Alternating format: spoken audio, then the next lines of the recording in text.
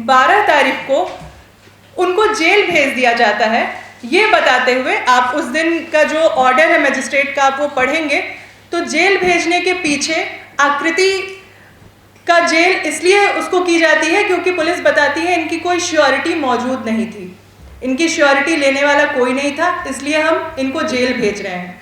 और ये वही 12 तारीख है जिस दिन सूरजपुर कोर्ट के बाहर जमानतदार और 3 वकील बेल के एप्लीकेशंस के लिए खड़े होते हैं और वहीं से इन 7 लोगों को फिर से एक बार डिटेन कर लिया जाता है। कहाँ ले जाया जाता है कुछ पता नहीं है। शाम को जब कोर्ट की टाइमिंग्स खत्म होती है तब इन सबको छोड़ दिया जाता है, उनके साथ मारपीट की जाती है, सिर्फ जमानतदार के साथ नहीं वकीलों के साथ भी, गौर करिएगा। उसके बाद 13 तारीख को नोएडा में हिंसा होती है, उस हिंसा का आरोप आकृति और सत्यम पे मढ़ दिया जाता है। और उसके बाद 1 महीने के बाद आप देखेंगे 1 महीने के भीतर अलग अलग लोअर कोर्ट में सुनवाई होती है, सेशंस कोर्ट में हियरिंग के लिए मसला जाता है। पुलिस एक एविडेंस पेश नहीं करती है जिसमें वो ये साबित कर सके कि आकृति, सत्यम और बाकी सारे एक्टिविस्ट जो इस वक्त उनकी हिरासत में है, उन्होंने कैसे हिंसा भड़काई, उन्होंने ऐसा क्या कहा जिससे हिंसा भड़की। ऐसे कोई सबूत, ऐसे कोई साक्ष्य जब पुलिस नहीं पेश कर पाती है तो 12 मई को इन 2 लोगों के ऊपर एनएसए इन्वोक कर दिया जाता है। और एनएसए इन्वोक करने के पीछे सत्यम वर्मा और आकृति चौधरी, जैसा कि अभी साथी चिरांशु ने भी बताया, सत्यम एक जाने माने बुद्धिजीवी हैं। उन्होंने भगत सिंह और उनके तमाम साथियों के लेखों का संपादन किया है और अलग अलग अखबार, न्यूज़ चैनल्स के लिए जर्नलिज्म का भी काम करते रहे, एक पत्रकार रहे, एक सीनियर पत्रकार हैं, 60 साल से अधिक उनकी उम्र है। उनके ऊपर पुलिस एनएसए लगाती है और ये क्लेम करती है कि वो 10, 11 और 13 तारीख को नोएडा में मौजूद थे, जबकि सत्यम पिछले 10-12 सालों से नोएडा गए ही नहीं। हम आपको 9, 10, 11, 13 तारीख के सत्यम की वीडियो जो लखनऊ में वो अपने ऑफिस पे होते हैं, वो तमाम वीडियो हम आपको दिखा सकते हैं, जिसमें आप गौर करिएगा 11 तारीख और 13 तारीख को पुलिस 11 तारीख को उनके घर पे आती है, उनसे पूछताछ करने उनके ऑफिस पे आती है। 13 तारीख को वो लखनऊ के हसनगंज थाने में बैठे होते हैं, जहां पुलिस उनके मोबाइल फ़ोन जब्त करती है, पूरे दिन उनको बिठा के रखती है और उनसे पूछताछ किया जाता है। इसके बावजूद एनएसए लगाए जाने के पीछे उनके ऊपर पुलिस ये क्लेम कर रही है कि वो नोएडा में मौजूद थे और नोएडा में हिंसा भड़काने का काम कर रहे थे। और इस दावे के पीछे पुलिस कोई वीडियो एविडेंस, कोई फोटोग्राफ, कोई कुछ भी सबूत पेश करने का भार उनके ऊपर है ही नहीं। वो बस ये स्टेटमेंट रिलीज करते हैं कि सत्यम नोएडा में मौजूद थे। अब आप खुद वो वीडियोस देखिए, उनके ऑफिस, उनके घर के सीसीटीवी फुटेज आप देख सकते हैं। इसके अलावा पुलिस ने ये दावा किया है कि वो मजदूर बिगुल अखबार के लिए लिखते थे और वो ऐसा लेखन करते थे जिससे मजदूर जिसको पढ़ के भड़क जाए और उसके बाद हिंसा कर दे। मतलब ये कितना हास्यास्पद है कि आप मजदूर बिगुल अखबार जो एक रजिस्टर्ड न्यूज़पेपर है, उसमें लिखने की वजह से आपको इतना डर है कि आप मजदूरों को भड़क जाए, मजदूर हिंसा करने के लिए मजबूर हो जाए। और आपको आज से पहले ये बात ही नहीं पता थी। मजदूर बिगुल अखबार दशकों से लिखा जा रहा है, उसमें अलग अलग लोग देश भर से लिखते हैं, आपको ये बात नहीं पता थी और आज आपको ये याद आया है कि मजदूर बिगुल के लिए लिखने वाले लोग आज हिंसा भड़काने का काम कर रहे हैं।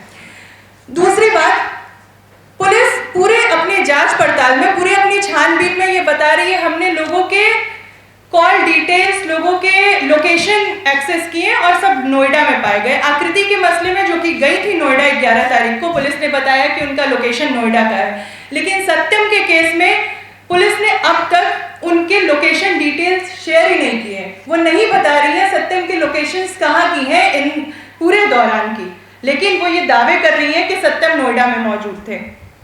इसके अलावा जैसा कि आप सभी को पता है, सत्यम के बारे में ये भी बताया जा रहा है कि उनके अकाउंट में 2,59,00,000 कुछ रुपए के ट्रांजैक्शंस हुए। लेकिन ये ट्रांजैक्शंस कब के हैं, ये ट्रांजैक्शंस कितने दिनों के हैं, ये सवाल भी पूछा जाना चाहिए। ये जो 2,59,00,000 रुपए का ट्रांजैक्शन है, वो पिछले 20 सालों के ट्रांजैक्शंस हैं जो उनके अकाउंट में है। अगर आप हर महीने का भी जोड़ें तो 1,00,000 कुछ 8,000 रुपए का बनेगा। और अगर आप इस ट्रांजैक्शन के दम पे, ये कहाँ से कानूनी होता है कि अगर आपको सत्यम के ट्रांजैक्शंस में कुछ हेर फेर लग रही है तो आप उनके ऊपर फाइनेंशियल फ्रॉड का केस करते, लेकिन आपने उनके ऊपर ये कारण बताते हुए नेशनल सिक्योरिटी एक्ट रासुका जैसा एक दमनकारी कानून लगाया और किसी के अकाउंट में 1 लाख रुपए होना और 20 साल में जो भी करोड़ों का ट्रांजैक्शन होना, क्या इस देश में अपराध है? पुलिस के तमाम अफसरान वो खुद अपने अकाउंट बैलेंस चेक कर ले, अपने अकाउंट के महीनों के ट्रांजैक्शंस चेक कर ले, उनके भी इससे कहीं ज्यादा ही होंगे।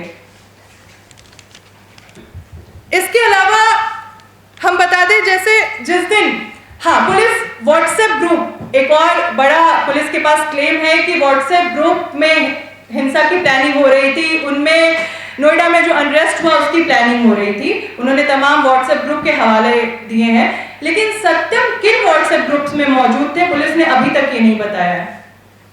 सत्यम सिर्फ एक ग्रुप में मौजूद थे जो उनका ऑफिशियल मीडिया ग्रुप था। उस ऑफिशियल मीडिया ग्रुप में कौन से ऐसे भड़काऊ मैसेज है, कौन सा ऐसा चैट है, कौन सी ऐसी फोटो वीडियो है जिससे आप ये साबित कर सकें कि उस हिंसा का जो पूरा ठीकरा है वो सत्यम पे आपने मढ़ दिया। जैसे तमाम इंस्टीट्यूशंस के, तमाम अलग अलग न्यूज चैनल्स के हर जगह अपने ऑफिशियल व्हाट्सएप ग्रुप होते हैं। आज आप यहाँ मीडिया के जितने भी साथी मौजूद हैं उनके भी अपने ऑफिशियल व्हाट्सएप ग्रुप्स होते हैं, लेकिन क्या उस व्हाट्सएप ग्रुप का होना अपने आप में एनएसए लगाने के लिए काफी है आज देश में? तो आज ये हो रहा है। इसके बाद आकृति की बात करें तो आकृति जो 11 अप्रैल को गई थी वर्कर्स के प्रोटेस्ट की सॉलिडारिटी में, जहां की उनकी वीडियोस भी आप देख सकते हैं, वो पूरे प्रोटेस्ट में पीस की अपील कर रही थी। वो ये बात कर रही थी कि हमें अपने प्रोटेस्ट को बेहद ही शांतिपूर्वक, बहुत ही डिसिप्लिन तरीके से चलाना है। इस बात को करने के लिए आकृति के ऊपर भी रासुका का काला कानून लगाया गया है। आप आकृति की वो वीडियो भी देख सकते हैं, कई मीडिया चैनल्स ने उसे कवर भी किया है। साथ ही सूरज को कहेंगे वो आकृति की वो वीडियो चलाएं जो जिसमें वो प्रोटेस्ट में बात रख रही हैं।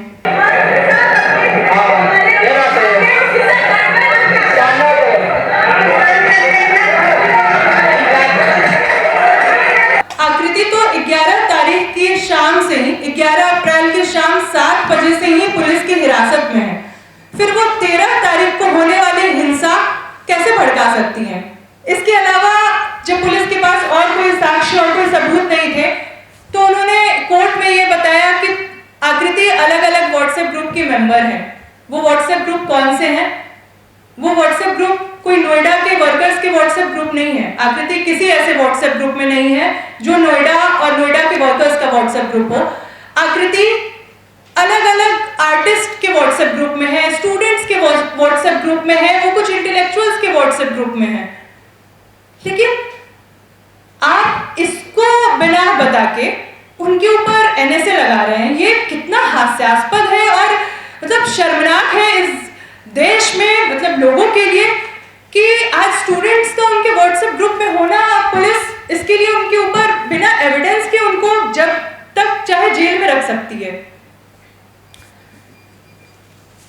और सबसे बड़ी बात, सत्यम और आकृति तमाम जो 7 एक्टिविस्ट इस वक्त पुलिस की जुडिशियल कस्टडी में है, उन 7 एक्टिविस्ट में से इन 2 लोगों पर एनएसए इसलिए ही लगाया गया क्योंकि 12 मई को इन दोनों लोगों की बेल की हियरिंग हुई।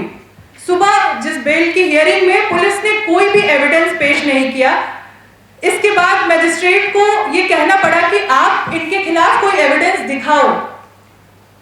बिना किसी एविडेंस के पुलिस को यह पता था इनको बेल मिल जाएगी, इनके बेल के ऑर्डर ग्रांट हो जाएंगे, इसलिए उसी दिन रात को 11 बजे आकृति के पिताजी के पास फोन आता है कि आकृति के ऊपर एनएसए लगा दिया गया है और डीएम की तरफ से इसकी मंजूरी दे दी गई है। तो ये क्या साफ नहीं है कि पुलिस इस वक्त बिना किसी सबूत, बिना किसी साक्ष्य के तमाम एक्टिविस्ट को जेलों में जो सड़ाने का षड्यंत्र है वो रच रही है। और एनएसए के तमाम मामलों में, ये बात हम नहीं कह रहे हैं, ये बात सुप्रीम कोर्ट के जजेस से लेके हाई कोर्ट के जज, बड़े लॉयर्स, तमाम जर्नलिस्ट तक ने बयान दिए हैं उनसे ये साफ होता है कि एनएसए जैसे कानून का इस्तेमाल हमेशा ही पुलिस अपने ऐसे इस्तेमाल करती है जिससे राजनीतिक विरोध की जो आवाज है उसको दबाया जा सके। जेलों में जो एक्टिविस्ट हैं, जो लोगों के हकों के लिए बोलने वाले लोग हैं, उनको जेलों में बंद किया जा सके बिना किसी साक्ष्य, बिना किसी सबूत के। और आज एक बार फिर यही किया जा रहा है। एनएसए के 79% मामले में जो अक्यूज्ड रहे हैं उन पे कभी दोष साबित ही नहीं हो पाया। तो इस पूरी चीज के खिलाफ ही मतलब आज हम लोग ये बात कर रहे हैं और ये सारे एविडेंस हमारे सामने हैं। पुलिस लगातार ही इन्वेस्टिगेशन के नाम पे शुरू से ही पुलिस का जो रवैया है वो बहुत ही सवालिया निशान खड़े करता है।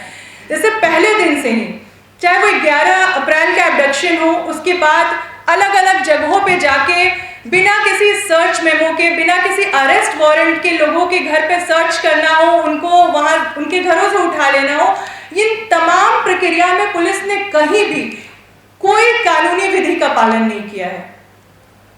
यहां तक कि एफआईआर की कॉपी तक लेने के लिए लॉयर्स को 10-15 दिन के बाद उनको एफआईआर की कॉपी मिली, जो पहले दिन ही मिल जानी चाहिए थी। और उसके बाद भी आप देखेंगे जो तमाम एफआईआर्स हुई हैं, उन एफआईआर्स में लगातार सेक्शंस ऐड किए जा रहे हैं।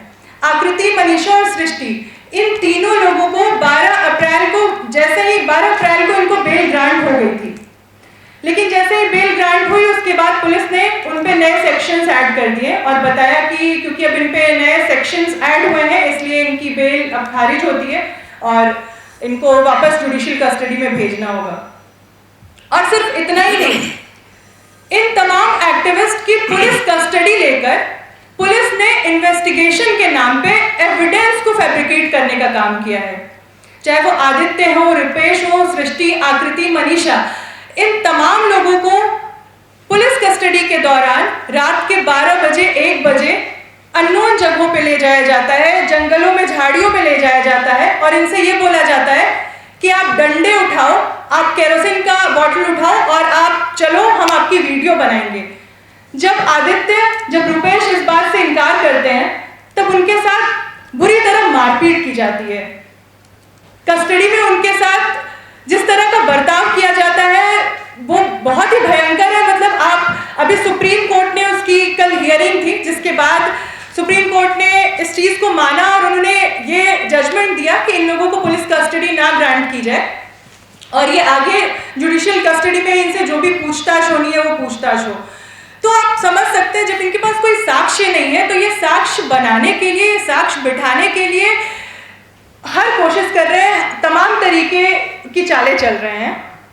और जो ये बात कह रहे हैं कि इनका पूरा इन्वेस्टिगेशन बहुत ही फेयर है, बहुत ही ट्रांसपेरेंट है और बहुत इम्पार्शियल है, उसकी सच्चाई मतलब हम लोग पहले दिन से ही देख रहे हैं। जब 13 अप्रैल को नोएडा में हिंसा हुई, उस हिंसा में कौन लोग शामिल थे, उस हिंसा का जिम्मेदार कौन है, इस बात की पड़ताल करने के लिए आपको इंडिपेंडेंटली इन्वेस्टिगेशन करना चाहिए था। लेकिन आप शुरू से ही ये मान के चल रहे हो कि इस हिंसा का जिम्मेदार वर्कर्स हैं और वर्कर्स राइट के लिए लड़ने वाले एक्टिविस्ट हैं। आप ये अज्यूम करके कैसे चल सकते हो?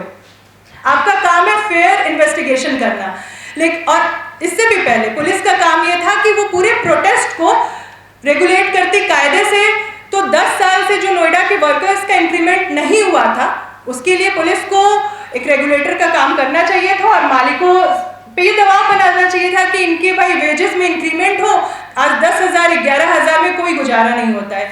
लेकिन आपको जान के ताज्जुब होगा कि एफआईआर नंबर 163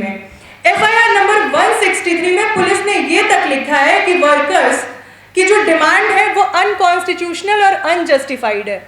एफआईआर नंबर 163 की वो लाइन आप यहाँ बोल्ड करके दिखा भी सकते हैं इस पूरे प्रोटेस्ट के बारे में, जो कि हम आज जानते हैं कि जब से इस देश में लगातार पिछले 10 सालों में महंगाई बेतहाशा बढ़ी है, एलपीजी क्राइसिस के बाद कौन सोच सकता है कि 10,000 में किसी परिवार का गुजारा होगा।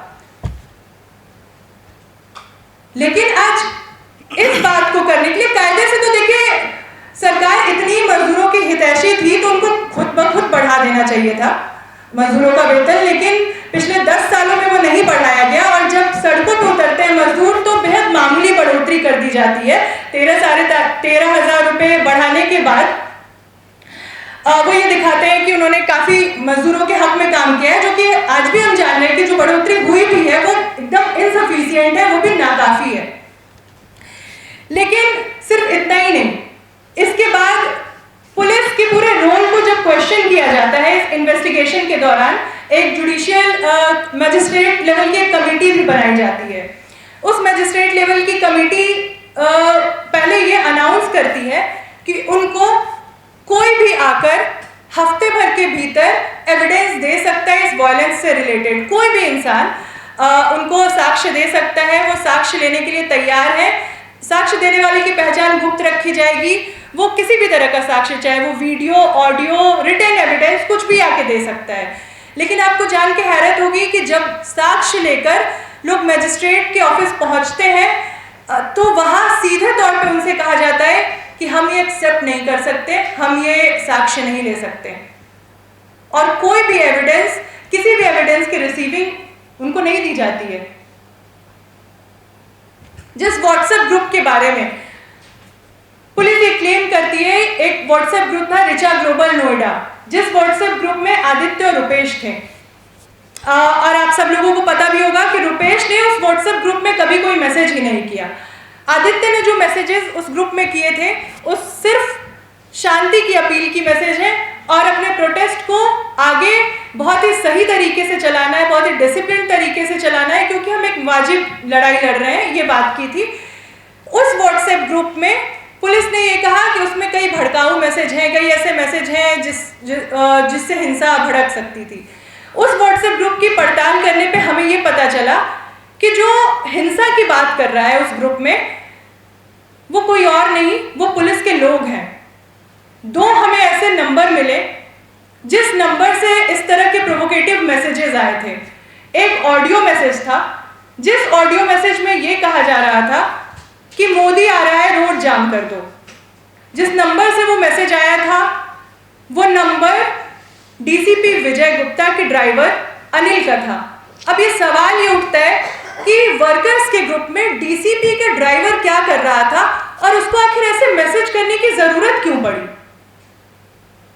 दूसरा नंबर जिससे गाड़ियों के जलने के स्क्रीनशॉट्स शेयर किए जा रहे थे, उस नंबर की जब हमने पड़ताल की, वो number Noida phase 142 police station की एसआई बीना का नंबर था, और वो 13 तारीख को वो सारे स्क्रीनशॉट्स ग्रुप में शेयर कर रही थी। जब ये पूरी बातचीत जब हमने पब्लिक किया, जब हमने प्रेस कॉन्फ्रेंस करके ये बात बताई, उसके बाद कई मीडिया चैनल्स ने इंडिपेंडेंटली भी इस पर काम किया और इस बात को साबित करने का काम किया कि उस दिन जो हिंसा हुई, क्योंकि कई लोगों ने ग्राउंड पर भी जाके वर्कर्स के इंटरव्यू लिए, आप कारवा का इंटरव्यू देख सकते हैं, आप बीबीसी का इंटरव्यू देख सकते हैं, उसमें वर्कर्स सीधा ये बात कर रहे हैं कि ये जो पूरी हिंसा हुई है उसको भड़काने के पीछे पुलिस का हाथ था। और मदरसन कंपनी में जो नाइट शिफ्ट थी, वो नाइट शिफ्ट खत्म होने के बाद वर्कर्स को बाहर नहीं आने दिया जा रहा था, लगातार उनसे बोला जा रहा था आप बाहर जाओगे, काम करोगे। बाहर भी सुबह के शिफ्ट के वर्कर्स इकट्ठा हो रहे थे और काफ़ी टेंशन क्रिएट करने का काम खुद पुलिस ने किया। जब ये सारी चीज़ हमने लोगों के सामने रखी और अलग अलग मीडिया चैनल्स ने रखी, तब पुलिस इसमें ये बताने की बजाय कि इसमें गलत क्या है, ये फैक्चुअली कहाँ गलत है, इसमें कुछ ऐसा नहीं बताया गया, लेकिन सीधे उन तमाम लोगों पे एफआईआर कर दी गई। जनसत्ता में एक ऐसा ही वीडियो इंटरव्यू किया था कुछ रिपोर्टर्स ने। आपको बता दें, जनसत्ता एक्सप्रेस ग्रुप पे यूपी पुलिस ने एफआईआर कर दी, लेकिन ये नहीं बताया कि उस वीडियो में क्या गलत है। क्या आज हम सही फैक्ट नहीं रख सकते? क्या आज यूपी पुलिस इस पूरे सवाल के घेरे से बाहर हो गई है? क्या पुलिस पे क्वेश्चन करना गलत है, जबकि तमाम साक्ष्य कुछ और कह रहे हैं? जिन लोगों पे आपने हिंसा का आरोप लगाया है, उनकी ऐसी वीडियो मौजूद है कि वो शांति की अपील कर रहे हैं। वही हाँ, और वही दूसरी तरफ मतलब तमाम ऐसे इंडिविजुअल जो फेसबुक पेज है, व्हाट्सएप है, लोगों को उनको भी बैन किया जा रहा है। आपको बता दें, बिगुल का पेज, कारवा का फेसबुक पेज, उसको बैन कर दिया गया, ये बताते हुए कि आप गलत खबरें खबरें चला रहे हो। इसमें गलत क्या गलत है ये कहीं भी यूपी पुलिस बताने की जरूरत नहीं समझ रही है।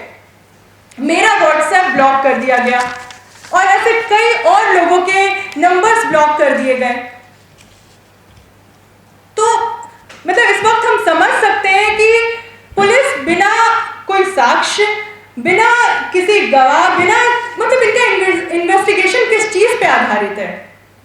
आपको किसी चीज की जरूरत नहीं है लोगों को अक्यूज बताने के लिए, आप किसी पर भी एनएसए लगा सकते हो। और मतलब आपको बता दें, जैसे मेरे जैसे ही तमाम बहुत सारे ऐसे सोशल एक्टिविस्ट हैं जो लोगों के राइट्स के लिए, डेमोक्रेटिक राइट्स के लिए, ह्यूमन राइट्स के लिए लड़ते हैं, ऐसे सोशल पॉलिटिकल एक्टिविस्ट हैं। उन सब लोगों के नाम पुलिस ने अपने डॉक्यूमेंट्स में, अपने तमाम एफआईआर से लेके एनएसए के डॉक्यूमेंट्स में दर्ज किए ताकि कभी भी उनको उठाया जा सके।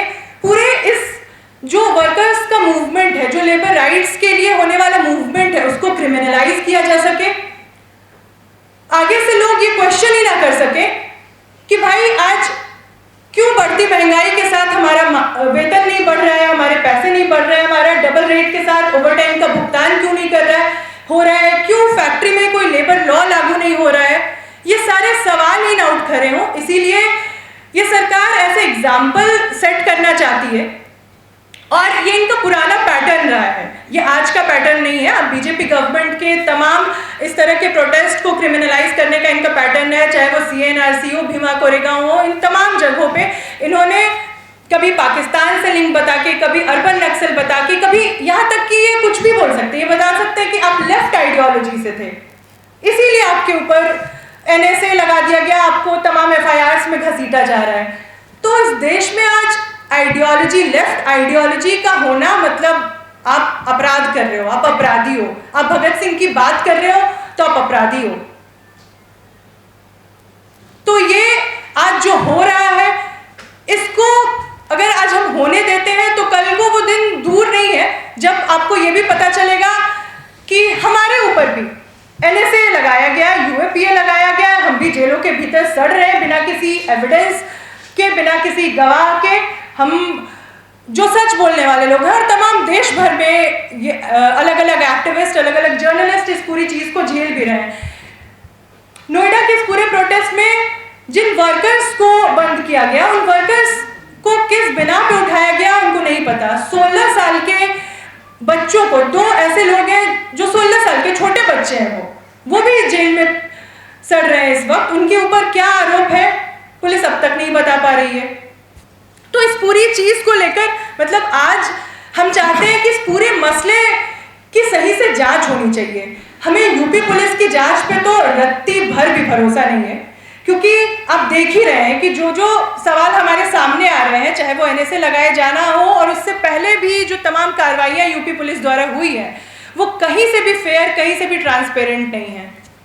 हम इस पूरे मामले की हाई लेवल जुडिशियल इंक्वायरी की मांग करते हैं और मांग करते हैं कि सही में जो हिंसा के पीछे जो लोग थे उनकी पड़ताल होनी चाहिए, उनको सजा होनी चाहिए, और जो पुलिस ऑफिसर्स इस पूरे मसले में जिन्होंने बेहद ही फर्जी तरीके से लोगों को इम्प्लिकेट करने का काम किया है, उनके खिलाफ लगातार जो इलीगल कार्रवाइयाँ की है, उनके ऊपर भी सजा होनी चाहिए, उनको भी इस पूरी चीज़ का दोषी ठहराया जाना चाहिए।